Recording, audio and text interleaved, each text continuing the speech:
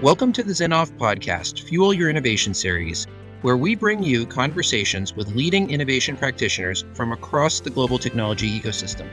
Catch insights from some of the best thinkers and experts in the space on how to identify innovation white spaces, maximize innovation outcomes, manage innovation risks, and collaborate for results. Corporates and startups both have benefits to offer to each other, which would be all lost out without the right partnerships. Innovation is one of the most important outcomes of this arrangement. Hello, I'm Atit Danak, partner at Zinnov, and I'll be your host for today. Having worked with multiple startup programs facilitating the innovation journeys of companies, my team and I have watched partnerships succeed while some fail. And who better to talk to us about this than Professor Shameen, the author of Gorillas Can Dance, a book that dwells into startup partnerships. Welcome, Professor Shameen. It's a pleasure to have you here with us today. Thank you, Atit. It's great to be on this show. Dr. Shameen is a professor of international business and strategy and associate dean at SEEPS Shanghai. Prior to joining SEEPS, he taught at Nottingham University Business School, China, and the University of Glasgow.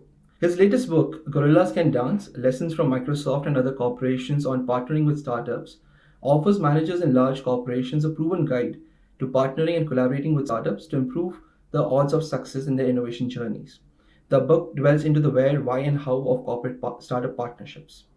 His academic research has also been published in journals such as Entrepreneurship Theory and Practice, Journal of Business Venturing, Journal of International Business Studies, Journal of Management Studies, and Organization Studies.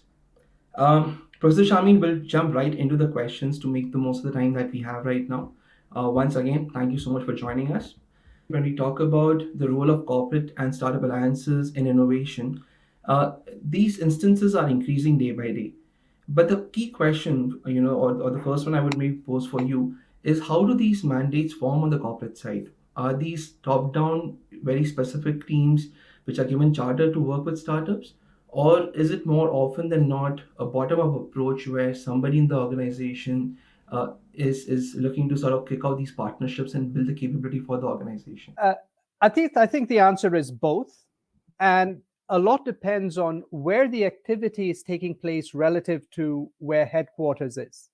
So in fact, at the start of my research, and you pointed out that I've been at this for about 15 years, I was studying companies in Scotland, which were subsidiaries of US companies like IBM and Sun Microsystems.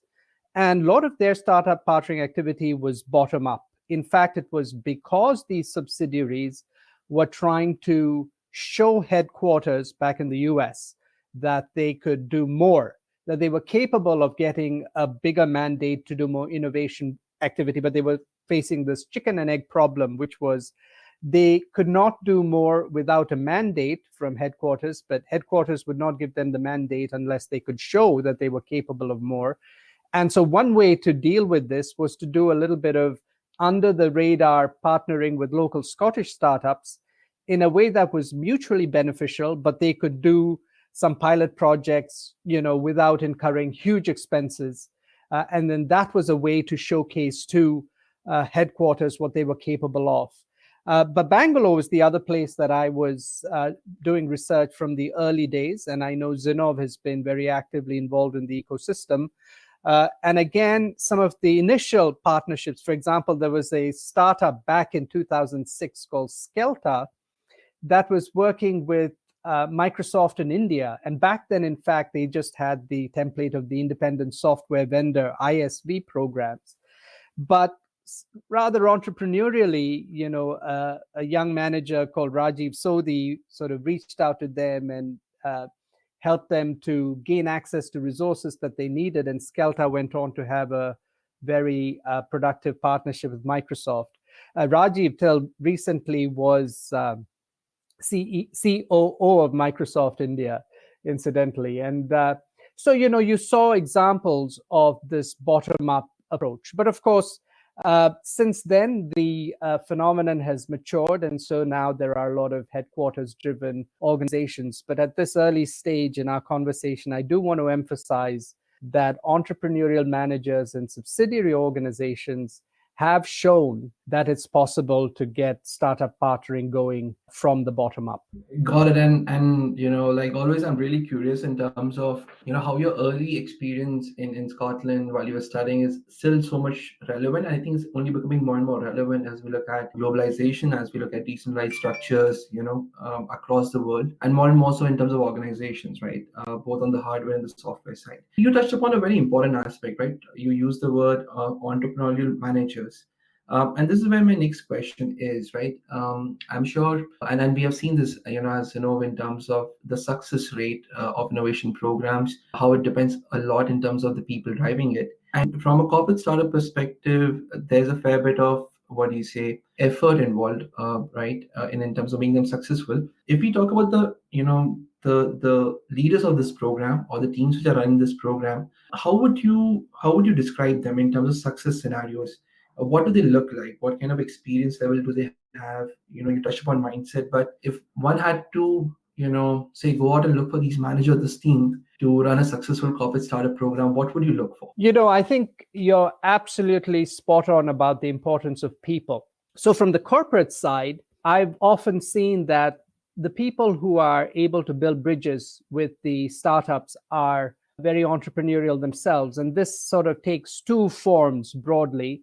One is they have been entrepreneurs in a previous life and now they're working for the corporation. So somebody like Zach Weisfeld comes to mind. Zach was with Microsoft in Israel when they set up their first corporate accelerator in Tel Aviv in 2012. And on the heels of that, accelerators were set up in Beijing and Bangalore. And I know that Zinnov was working closely with Microsoft in Bangalore. Now, Zach has been an entrepreneur in the past and then found ways in which to add value within a big corporation. Someone else that comes to mind is called Gregor Gimme.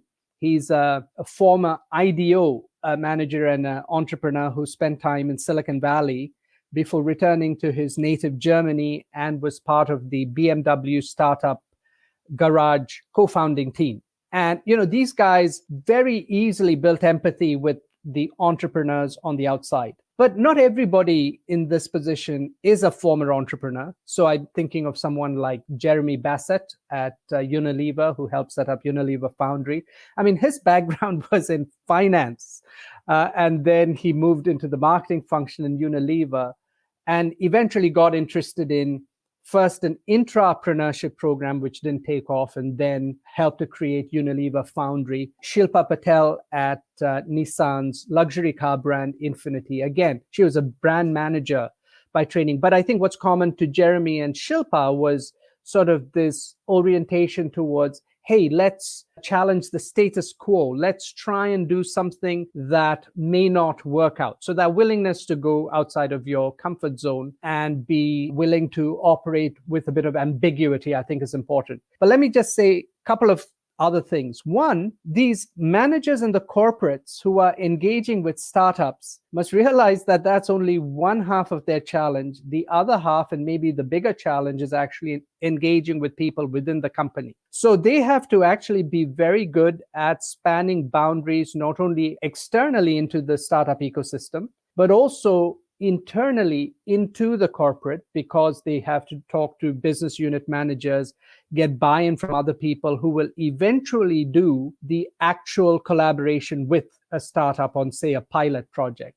The other thing to say is that it takes two to tango. So the people side of the equation from the startup is also important. And what I have seen is that some entrepreneurs are better than others in terms of getting it, in terms of engaging with corporates. And again, when there is some experience in the top management team in the startup where they have seen what corporates look like on the inside, I find that that also helps in making the communication go more smoothly. For example, then the emphasis is much more on solutions rather than here's my cool technology.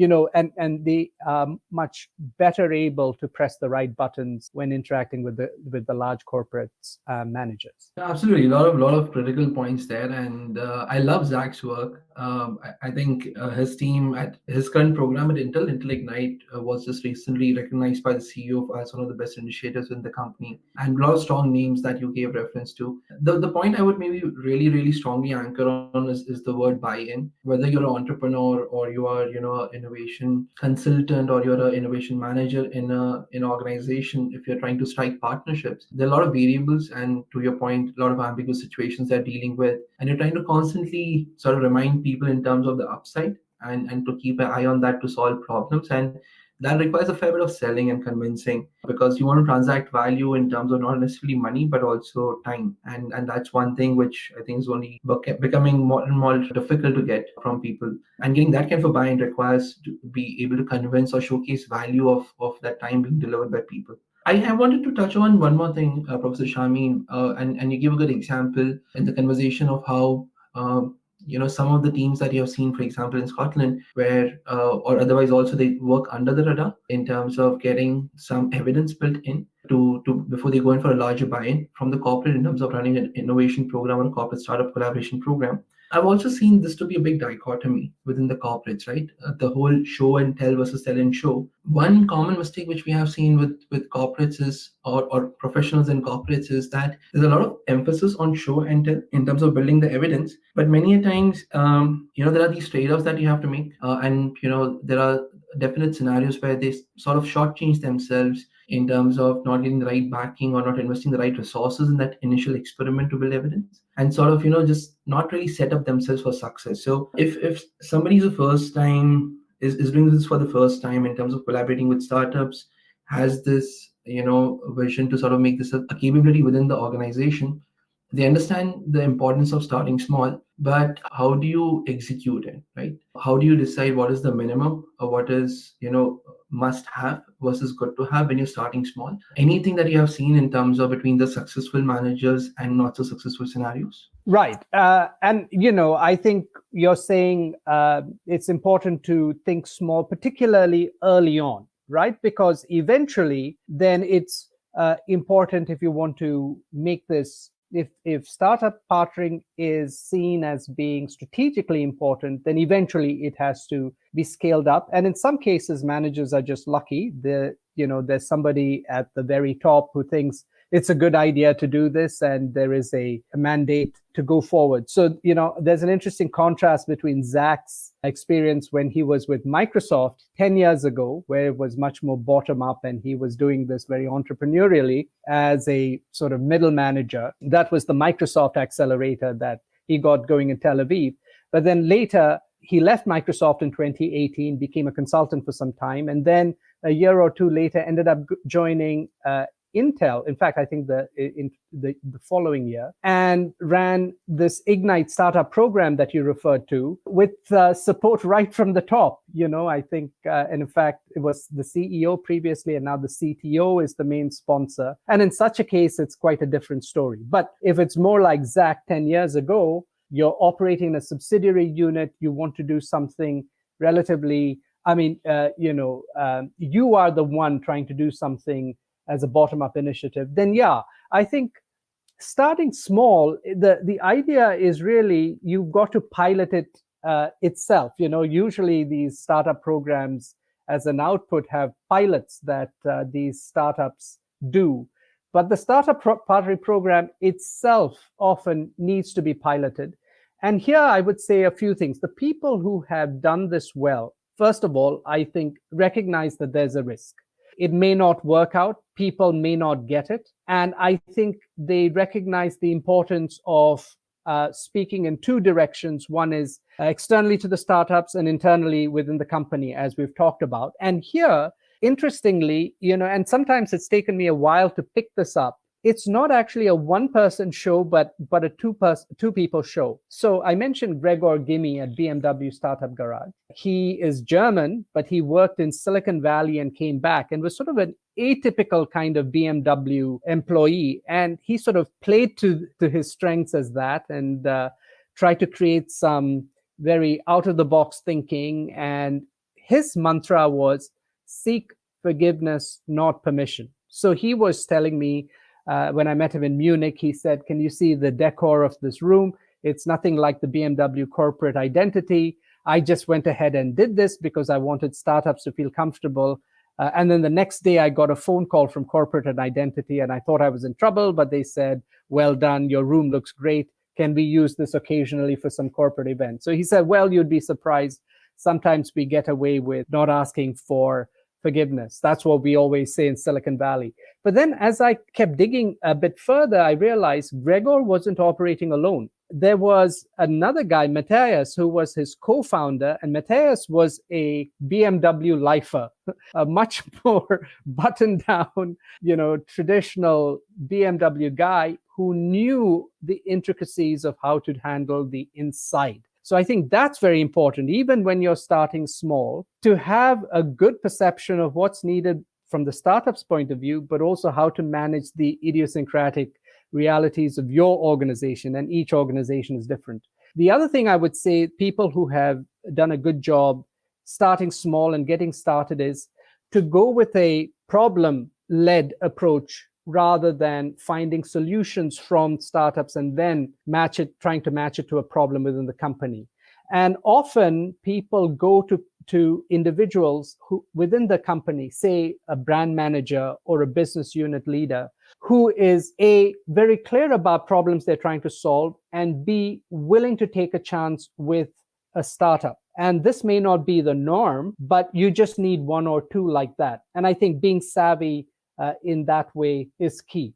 And the final piece is, I think what these people are good at is driving towards success, in the sense that, you engage with, say, half a dozen startups on a small scale initially, or like Walmart in China, they did something with 3 startups and said, work with us on pilot projects, and they should not take more than 60 days, which in fact was very reassuring to the startup, because they were very scared the big company would be very slow. And just having that kind of an approach was useful to get started. But also the managers involved from the Walmart China side were very savvy to try and increase the odds as much as possible to have some success among these 3, both in terms of addressing problems within the company, as we've said, but also identifying startups that were likely to deliver. And they even, when their global CEO visited China, they were able to put forward these 3 startups and have a demo. Now, you don't always have that level of spectacular success, but even having the subsidiary leader take a look and pay attention, I think is important. Very fair points, Professor Shameen. And I want to sort of touch on one more thing, where you ended, in terms of global leaders coming in and showcases, right? This example that you gave was a very interesting example, where a subsidiary or a team has put in the effort to identify companies.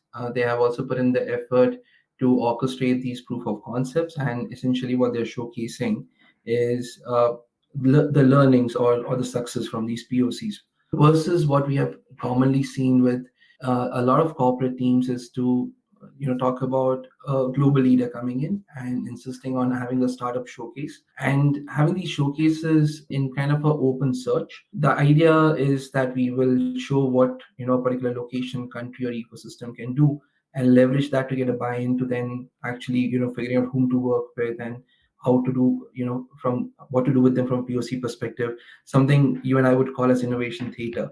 My question there would be is, if what are these common traps that teams fall into when they're trying to start small? Is there anything from your research which you would want to vociferously put out there that corporate should not do when they're starting out this journey, in terms of getting the buy-ins or working with the startups? You've already touched on a few points, but I'm more than happy for you to reiterate some of those. No, it's a very, very good point about the danger of innovation theater, meaning that people do things with startups because it somehow appears to be glamorous, and then there are maybe 1 or 2 high-profile events, but then nothing comes of it.